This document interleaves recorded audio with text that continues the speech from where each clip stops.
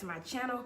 Y'all have actually been asking for them. I wasn't sure how successful they would be on my channel, but I did get a couple requests, not like 100 or nothing, like maybe 5 people requesting for the book hauls, saying that they loved them, asking where they were. So thank you so much to the ladies that were asking. I'll put you guys' names on the screen. Thank you so much. When you guys are watching this video, it will be Monday, so happy Monday. I hope you guys have a great week. Let's just get right into the book haul.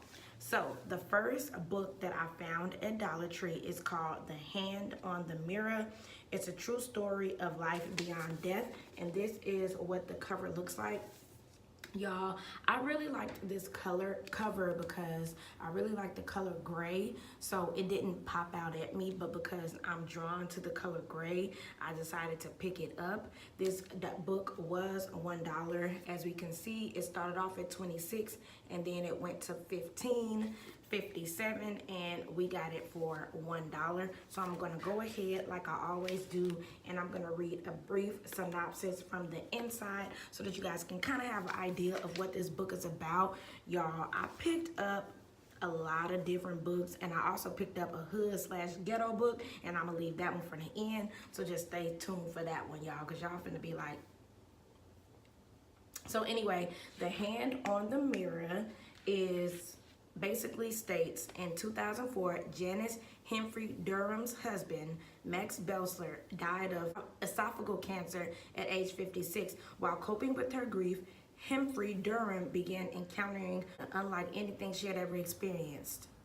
Lights flickering, doors opening and closing, clock stopping at 12:44, the exact time that Max died. But then something startling happened that changed Humphrey Durham's life forever. A powdery handprint spontaneously appeared on her bathroom mirror on the first anniversary of Max's death. Incredibly, a similar image appeared on the second and third anniversary as well. Clearly, something otherworldly was occurring. So y'all, basically this book is about a woman whose husband passed, and then after that she starts seeing weird things. The clock was stopping at the time he died. Each year after he died, there were like fingerprints popping up and handprints. So basically in this book, she's gonna be trying to figure out like what's going on, why is all this happening?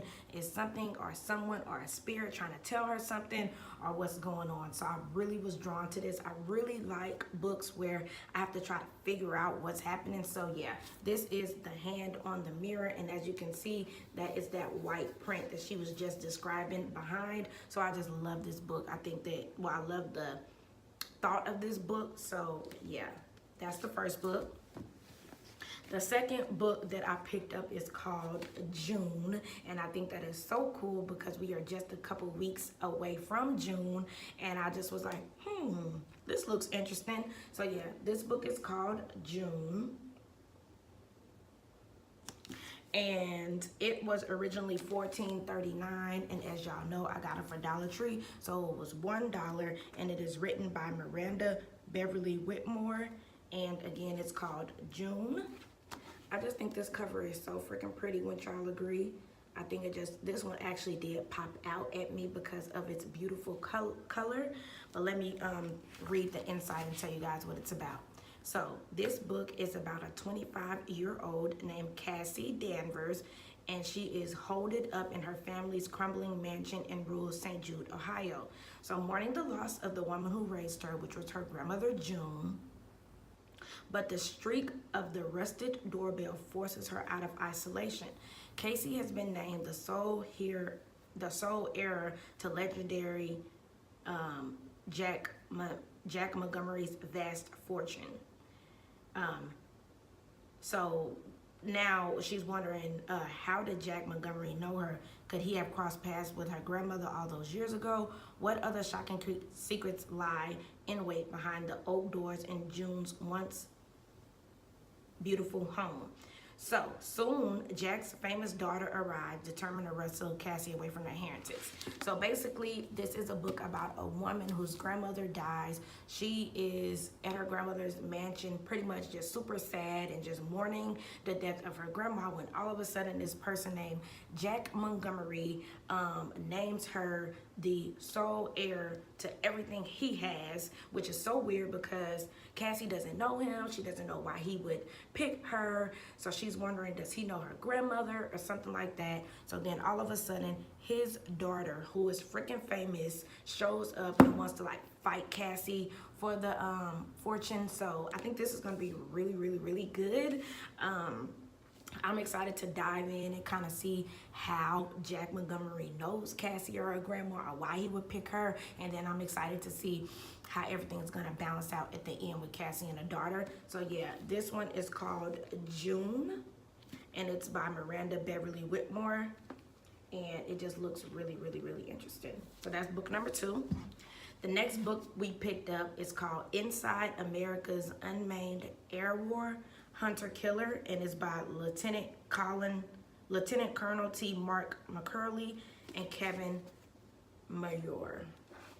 So this is not typically a book I would pick up. I think I picked it up because I was drawn to the word killer, because you guys know I like murder mysteries and things of that nature. However, I'm not too big into like Army or Air Force books or anything like that. However, I did pick this up. This is what the cover looks like, and I don't know if I'm gonna like it, but let me read a brief synopsis for you guys, and then you guys tell me down below, would you like to read this book? Are y'all interested in this book? Because I'm not sure.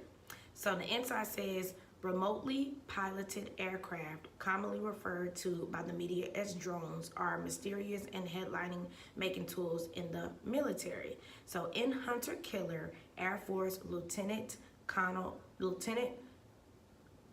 T. Mark McClure provides an unprecedented look at the avatars and aircrafts that forever changed modern warfare. This is the first account by an RPA pilot told from his unique in-history vantage point, supporting missions. Only a handful of people know what it's like to hunt terrorists from the sky. So basically, I don't even need to read anymore. I think that this will be good. I don't think I'm gonna like it. However, basically, it's about a guy who has firsthand experience with drones and hunting terrorists and killers from the sky, meaning the drones. So it could be interesting. I don't know if I would really like it, but of course, I'm gonna give it a crack and see if I like it. And if I do, I'll definitely come back and let you guys know. But this is what it looks like, and it is called Hunter Killer. So it could be good. I don't know. The next book that I picked up is called Lights Out by Ted Koppel. Hold on, y'all. I got my coffee. It is so good.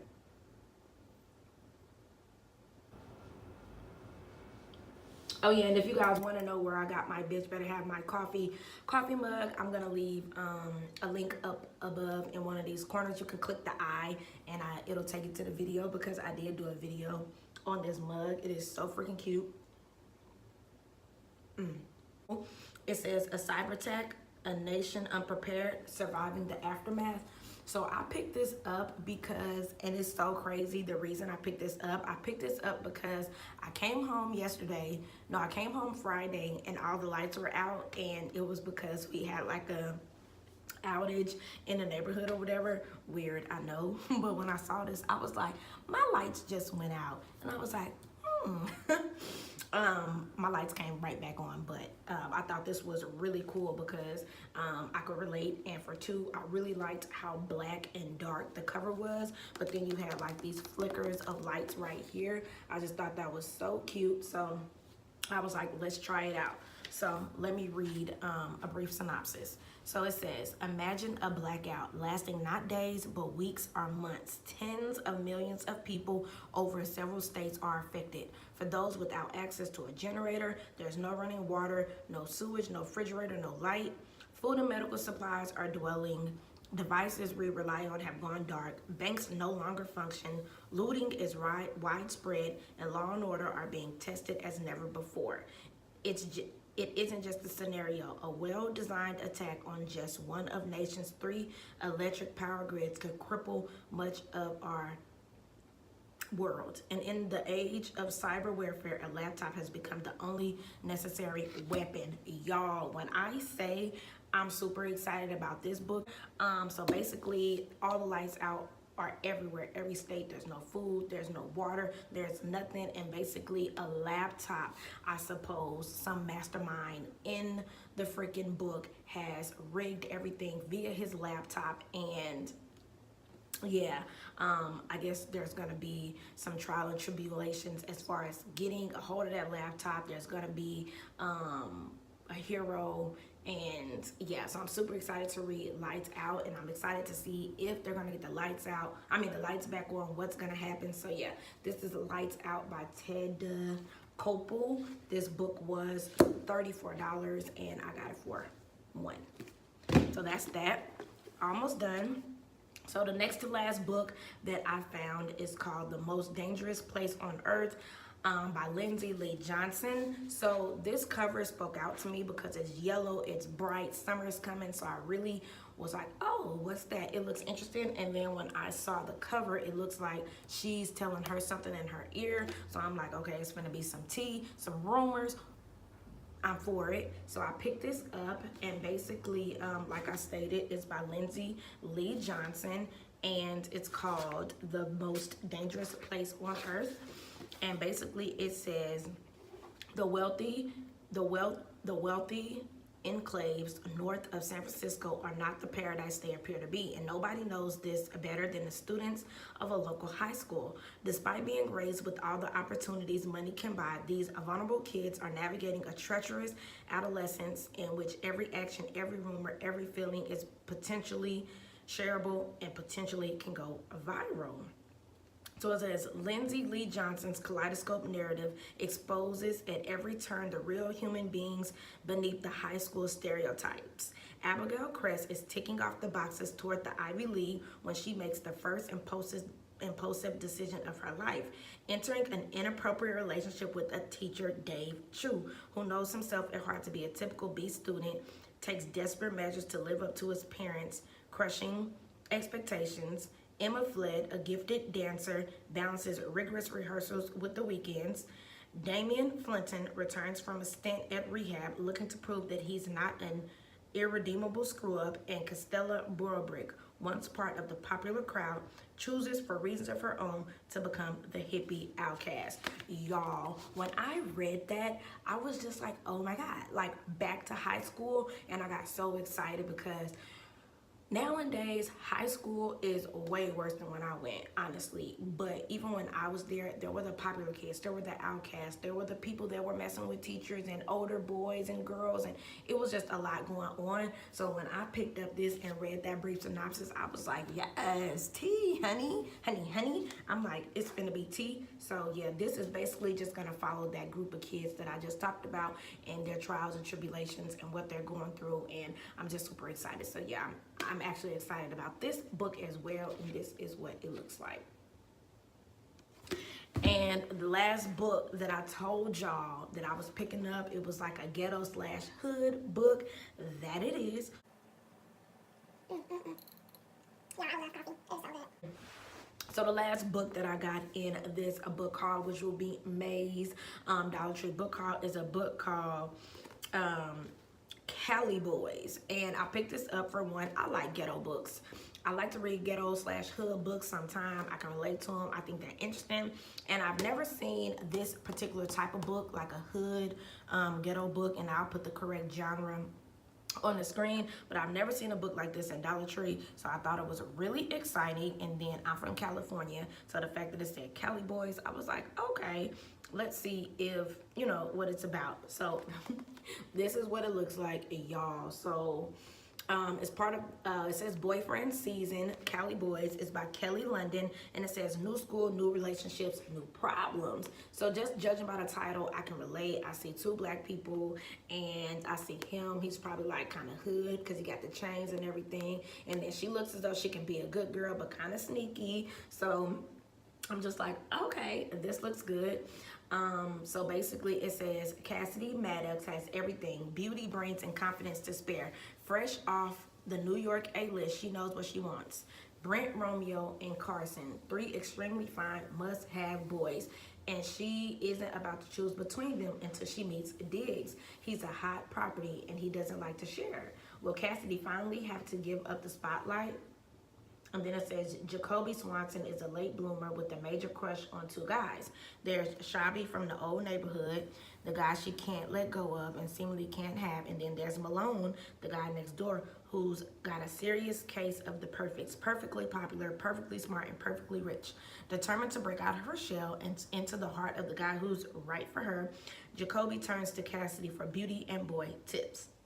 But when Jacoby finally captures the right one's attention, she'll have to figure out whether he's for real along with everything else in La La Land. So yeah, I picked this up because I can tell that it's kind of like a hood classic, like a kind of like a hood book, and I'm like, okay, you know. So when I want to read like something a little more lighthearted, I pick up books like this just to kind of spike my brain and just keep me like going and give me something different to read. You guys know my genre, my preferred genre is more so mystery and drama and suspense. However, I do like to throw a hood classic in every now and then. So yeah, I got this, and it's by Kelly London. So yeah, guys, that concludes my May book haul. Please let me know down below if you guys would like to see reviews, like after I read the books. Do you guys want me to come back and talk to you guys about them? Because I legit love getting books, and I love just chopping it up with you guys and just getting so excited about what books are to come. I encourage everybody to head to their local Dollar Tree. Obviously, this is not a sponsored video. I wish it was, but it's not sponsored. I spend my own money on these books, and it's because I just love to read. So yeah, head to your local Dollar Tree, pick up some books, and if you get any of these books, let me know down below which ones you get and if you like them. And again, thank you to the ladies that missed my book hauls. They're back. And that's it. Again, thank you guys for rocking with me as you guys always do, and I'll see you guys in my next video, reporting live from the internet, signing out. Back to you, girl.